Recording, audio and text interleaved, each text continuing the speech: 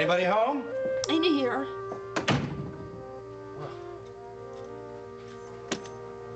What have we here? I'm sick. Not like that. Oh. Something to do with the kitchen cabinets? Oh, it's no use. Cleaning works for Maeve, but I'm not like Maeve. Right. Delia, come out here. When she's upset, she cleans. I tried, but all I kept hearing was Kevin say those awful things to me. Kevin McGinnis? He brought this on? He hates me, Roger. He hates me because I'm strong and independent and rich. I went over there to give Maeve her Mother's Day present. I got one foot inside the door, and suddenly I'm surrounded by Kevin. He yelled at me. He said it was my fault that Johnny's stupid about commodities. Johnny doesn't have my talent or brains, and somehow that's my fault. I wanted to scream, but I didn't. I just left, and I didn't give Maeve her present, and I missed all the Mother's Day stuff. I just came home and felt like dying. Honey, look, it's been months since you let the Ryans get to you. Why now? 'Cause Johnny's in trouble. But he was warned. Yeah, but he's never been in debt before, and Maeve doesn't know. But Johnny's not in debt. He had a $10,000 nest egg. Now it's gone, and all he have to do is start saving his pennies again. No, you don't understand. He is in debt. He owes almost $30,000 on top of the 10 he lost. What? And could be more tomorrow. Thousands more if Coco keeps dropping. You mean Johnny stayed in Coco and he didn't close off his account? He didn't put a cutoff order. And now he can't get out until he pays up. He thought Mr. Grimley automatically sold when a client's cash was gone, but it doesn't work like that. And the bar is mortgaged, and the rest of it he lent to those people in Ireland. They're not people. That's Maeve's family. You're right. Johnny is in trouble. You believe that, Kevin blaming me? He actually said that I got Johnny into commodities and I'd have to get him out. That's ridiculous. I know. I would have laughed in his face if I didn't feel so guilty. Honey, forget about the guilt. Johnny brought this on himself. I know. If there was ever a time I was 100% innocent.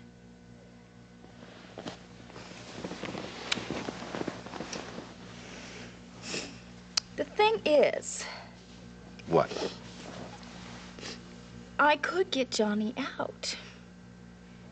If I wanted to.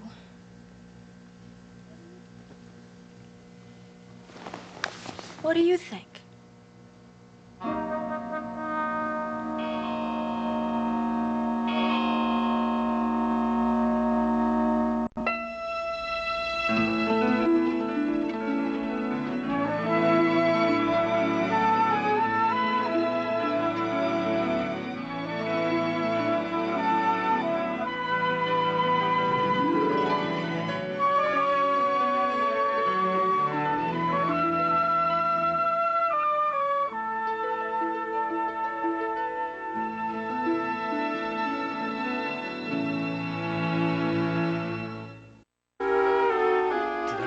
Hear you right?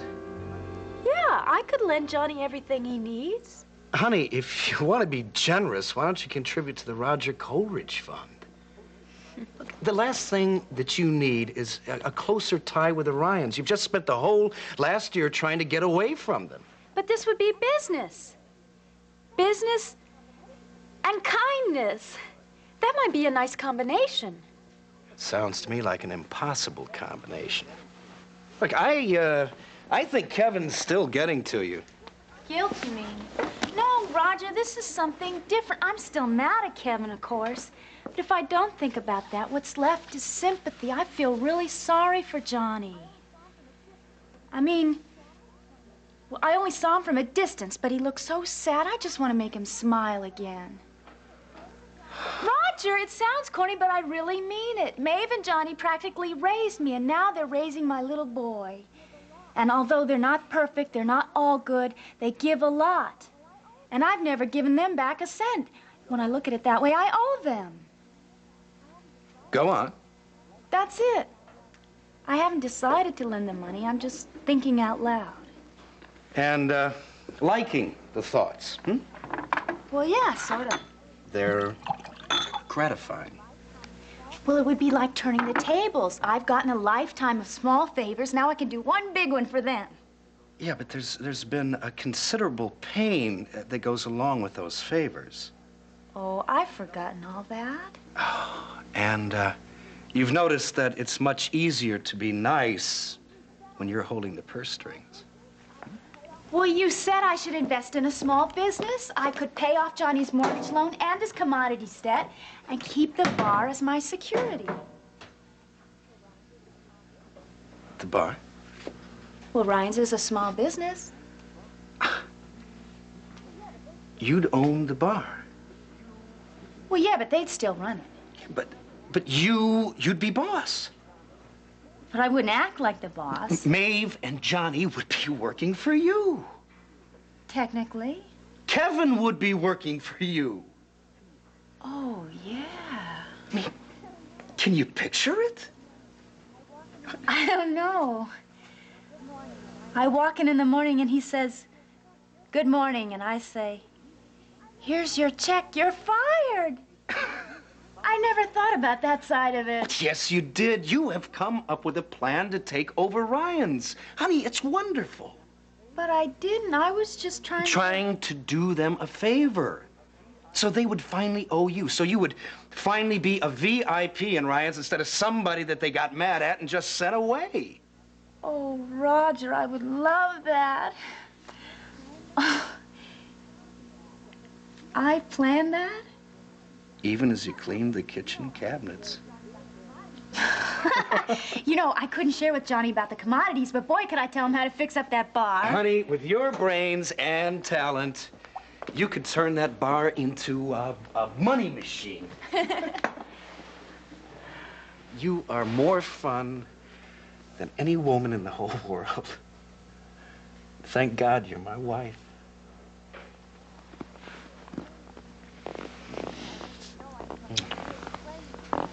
Roger, I only know I'm fun because you explained me to myself. You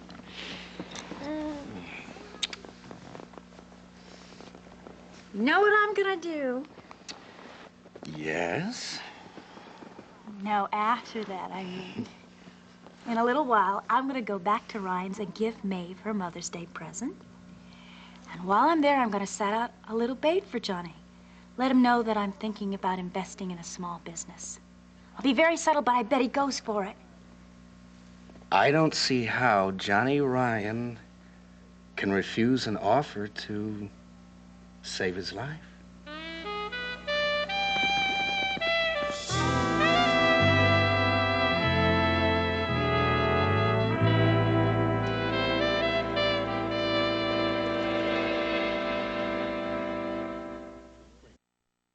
And if you have anything to say about it, Senator, I'm sure the South will indeed rise again. As for the future of our cities, we'll all be watching for your next appearance on the Senate floor. It's been delightful talking with you. I'd like to thank Senator Joseph Putnam for speaking so candidly about New York. He's given us plenty to think about and laugh about. This ends the first in a series of interviews with Washington figures. I hope you'll join me next week with a new guest for more on our city's future. This is Mary Finelli for Channel 1 News. Good night. Okay, folks, that's all there is. There isn't any more. You were brilliant, sweetheart. Fantastic, Mary. Can you see why I wanted to come watch it with the family? Well, it's a bit more of a positive atmosphere than the control room. Ah, it was wonderful. And I could see that senator. He could be a prickly pear. You had him eaten out of your hand. Ma, he's one of my brother's colleagues. He couldn't very well be nasty to me. Could have breathed fire all over you if he hadn't fallen in love with you. For once, I agree with Da. You were brilliant. Thank you. Well, there were a few, flubs, but... What flubs? Name one. Well, there was the awkward moment when you linked Putnam with urban renewal, which she has, for the most part, fought to defeat. Yeah, but she caught herself. Yeah, she backed down very gracefully. No, elegantly, I thought. Elegantly. You know, it's really great to see Mary take these great leaps forward in her career. And I know you've had a lot to do with that, especially that Washington show. No, she's a natural interviewer. You can't teach a person to be beautiful and intelligent I mean, either she has it or she doesn't, hmm? Should I be getting embarrassed? No. Oh, sweetheart. You can teach a person how to deal with the news, and I think you've done that. Not to deny Mr. Ross's due, but Mary's been up to here, news and newsman, for several years. Mother, try on your hat for Thatcher. Anything to break this up. Oh, the Mother's Day gift, I heard about that. Oh, yes. Children make a great fuss over that particular day. You should have been here for the song. Oh, that was more than enough to curl your hair. Okay, Jack. My father always used to say that the first clue to a man's character is his cap, and he'd have judged you to be an excellent person. You made it eccentric. No. I'm a fool when it comes to hats, I must confess. Hey, look at this one. Now, let me see good her enough grandson made her this. Oh, yes. I'll show you how that one looks. Look at it. Oh, it's lovely, darling. Just a minute, please. Shh. It's the mayor's office, and I can't hear. Yes. I'm glad he liked it. Thank you. Oh, please tell him nothing would please me more. And he should watch next week, because I'm interviewing a mystery guest, and it's going to be terrific. Okay. My best to him, too. Goodbye. The mayor watched the show. He's an old fan of Senator Putnam's. He's a new fan of mine. I think I'm going to faint. Darling, do you think that he just watched the show by accident, or maybe that he watches it all the time? Or he may have been told that this was a very special show to watch. I believe he was alerted. See, you are a doer, Mr. Ross. I gotta respect a man like that. Congratulations. Who's the mystery guest going to be? Well, we have 3 maybes, but nobody firm. That's what the mystery's all about. Have to hurry back to Washington and solve it, huh? Not before we hurry over to the studio and do the late news. I love you. I'll see you in a few hours. Happy Mother's Day for the last time this year. And for the last time ever. Next year, you're just going to all pass it by. Oh, Yes, that'll be the Mother. day. Yes. It's late. You want to jog over? Well, you can if you like. I'll just walk rather briskly. Okay. It's nice to have Nice seen to you see you again. again, You Mr. should Ross. come to the studio sometime. You know, it's a fascinating opera. Oh, that'd be great, wouldn't it? Well, good night. Lovely child. Thank you. Good night. Good night. See you later. So long, Thatcher. That man may take her all the way to the top.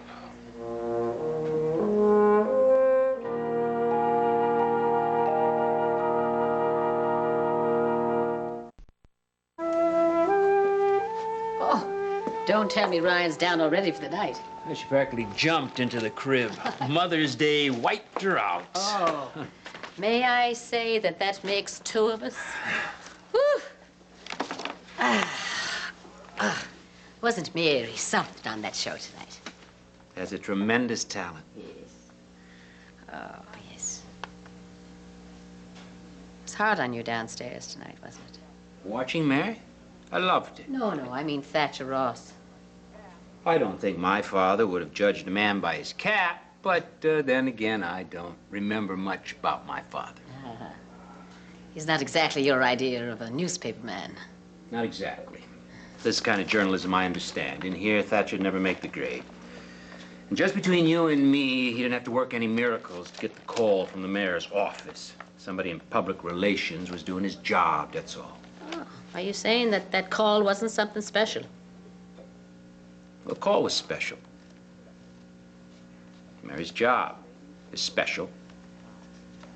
And maybe she will go right to the top with Thatcher. Where will that leave us?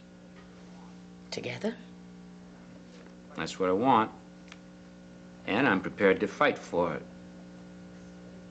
But I worry, Maeve, I can't help it. Oh, Jack, you trust her. You don't have some kind of notion between her and Mr. Ross, do you? No. I'm not jealous of him, not the way you mean. I'm only jealous of the time she gives him. I envy him the hours in the studio and the days in Washington. I want that time for me and for Ryan.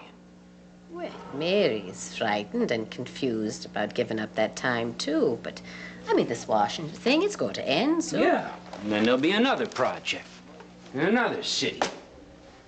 Or promotion, more work demands here, or both. No, Mary's never going to let that job own her. She loves and values her family far too much. She said the same thing to me. Oh, straight out. Don't you think that she said the same thing to me? Mary's determined to believe that she can have it all. I'd like to believe it with her. But I find that harder and harder to do. I know. It's difficult for you at night when she leaves and you and Ryan are here with us. I mean, you have a fight with John, maybe, or Ryan can't take her bath because little John is in the tub first.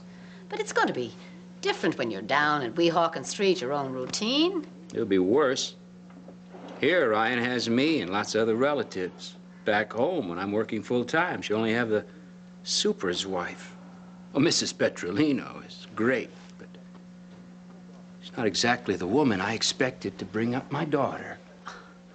Well, I'm going to do my share of babysitting. You're not going to deprive me of that privilege.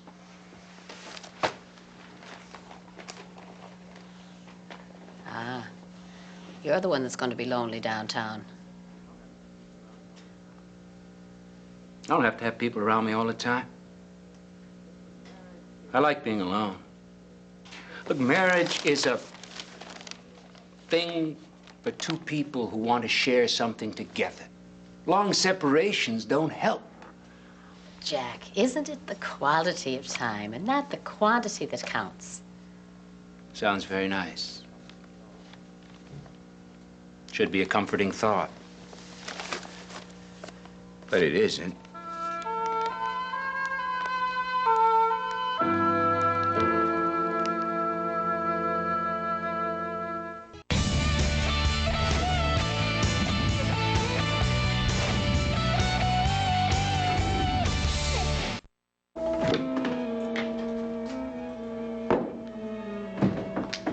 I did not come to see you.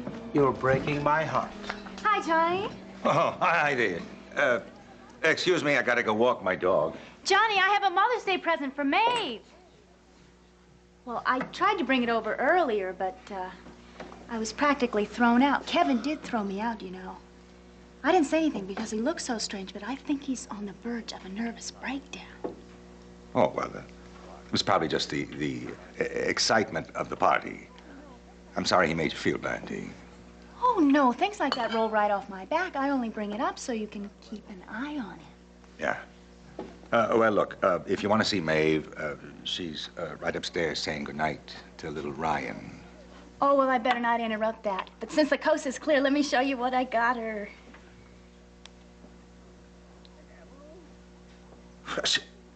An emerald? Well, actually, it's sort of a cousin to an emerald. All the same, it cost me $500, though. Don't touch it, please. Oh, it's like the glass in these bottles. It's an expensive semi-precious stone, Kevin, and I don't think you're very funny. Well, forgive me. Well, it's a marvelous gift. Maeve will never take it off. Well, it's much too extravagant, Dee. Oh, nonsense. I've got lots of money, and Maeve is my substitute mother. I love to do nice things for her. And for you. Just wait till Father's Day. Maybe I'll buy you some land in the country. Huh, yeah. Well, look, do you keep your money in commodities and watch it grow? Now, I gotta go see if my dog has gotta go out. Johnny, you know, I've been thinking I shouldn't leave my money in commodities forever. I mean, Roger wants me to quit while I'm ahead, so I've been seriously considering it. I'm thinking about investing in a small business. Wouldn't that be fun? It's very smart to put your money in a small business, you know, especially one that's in a little trouble. You could put it back on its feet, and that would be very rewarding. And also profitable for everybody. A restaurant or a pizza parlor, maybe. I like the idea of helping someone. So I'm going to check in the ads on Sunday's business section, see what I can find. Maybe a place in this neighborhood that needs my money as a loan on very reasonable terms. Look, my poor dog is desperate. Excuse me. Can I get you something? Coffee? You don't even know what I was talking about. I believe you were hinting about taking over ownership of the bar, solving John's financial problems.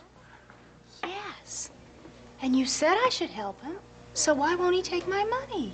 Well, perhaps the idea of owning the bar in a public way and keeping John as an employee in a public way? I didn't mean it that way. That never even occurred to me. I wouldn't humiliate Johnny like that. And I hope you'll tell him that he's offended me terribly. Make sure Maeve gets this.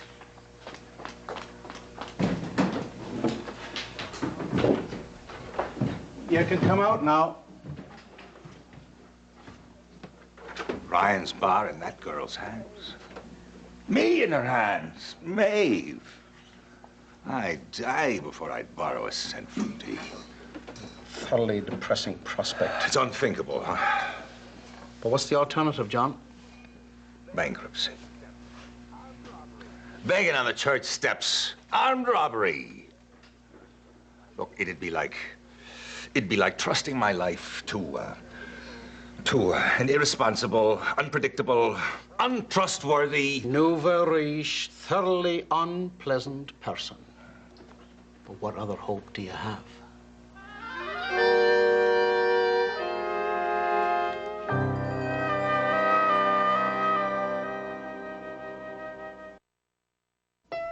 Hi, I'm Tori Spelling. Grab your croissants and don't forget the latte. Spend the whole morning with me in bed. Breakfast in Bed with the OC, One Tree Hill, and Beverly Hills 90210 every Saturday and Sunday from 8 a.m. to 1 p.m. on SoapNet.